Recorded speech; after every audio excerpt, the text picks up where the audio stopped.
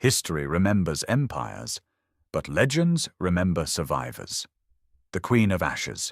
The year was 1671, long before the maps of Africa were fully drawn by European hands, before the British Empire became the monster history remembers. There stood a kingdom in the western forests of what is now Nigeria, a kingdom of bronze walls, sacred rivers, and warriors feared across the continent. The Kingdom of Odua, and at its center sat a queen unlike any ruler before her, Queen Amara. Some called her the Lioness of the Niger, others called her cursed. Because Queen Amara was not born into power, she took it. The drums of war echoed through Odua before sunrise. Messengers sprinted through crowded market streets while blacksmiths hammered spears in blazing firelight. Women gathered children indoors. Priests burned sacred herbs beneath towering statues of ancient kings. The British were coming, not traders this time, conquerors. 3 massive ships had anchored near the delta 2 nights earlier. Red-coated soldiers marched inland with rifles, cannons, and mercenaries from neighboring territories bought with gold. At the head of Odua's defenses stood General Zuko, tall, scarred, ruthless, a man whose silence frightened enemies more than shouting ever could. Beside him rode General Demi, younger, sharper, known for outthinking armies twice her size. She wore twin curved blades across her back and carried maps instead of charms. Together, they were the shield of Odua. But even they did not understand the true horror approaching from the coast, because something had arrived with the British ships, something alive, or perhaps something dead.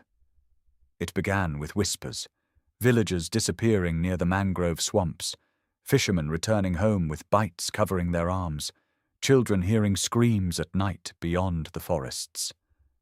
Then came the first attack.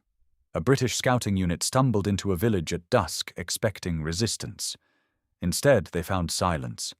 Cooking fires still burned. Food remained on tables. Goats wandered freely through empty streets. And then the dead rose. The soldiers fired wildly as pale figures rushed from huts with broken limbs and blood-soaked mouths. Some were missing jaws, others moved with impossible speed. Within minutes, the village became a slaughterhouse. But the horror did not end there. The bitten soldiers changed, one by one. The infection spread before sunrise. And by morning, the British commander made a terrifying discovery. The creatures attacked everyone, but they were drawn most strongly toward sound, toward movement, toward chaos. The British saw not a curse, but a weapon. Queen Amara first witnessed the Undead during the Battle of Ekon River. Rain hammered the battlefield as Odua warriors clashed against British musketeers in thick mud.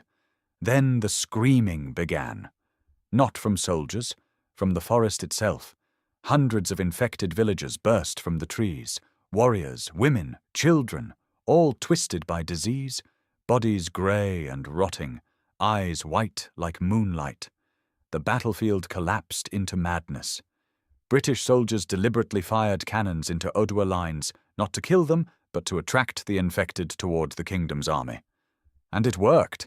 The dead flooded the battlefield like a living storm.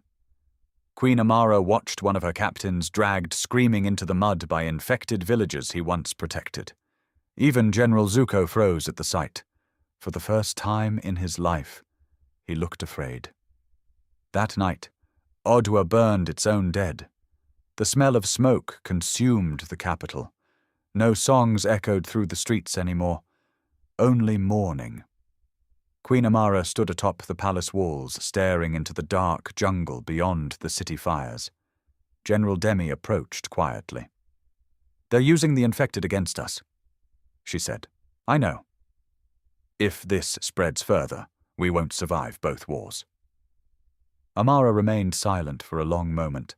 Then she asked the question haunting every survivor. "What are these things?" No priest could answer. No healer understood it.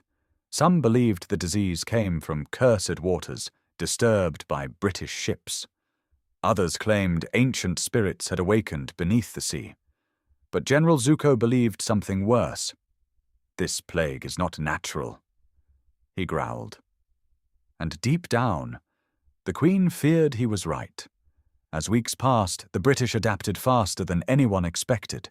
They captured infected prisoners, locked them in cages, dragged them toward battlefields, then released them during combat like starving animals. Entire villages vanished overnight. Roads became death traps. Even the forests turned hostile. The dead wandered endlessly beneath the trees, waiting, listening, hunting. Soon, Odua faced an impossible reality. Every battle against Britain became 3 battles at once, against soldiers, against infection, against fear itself. And fear was winning.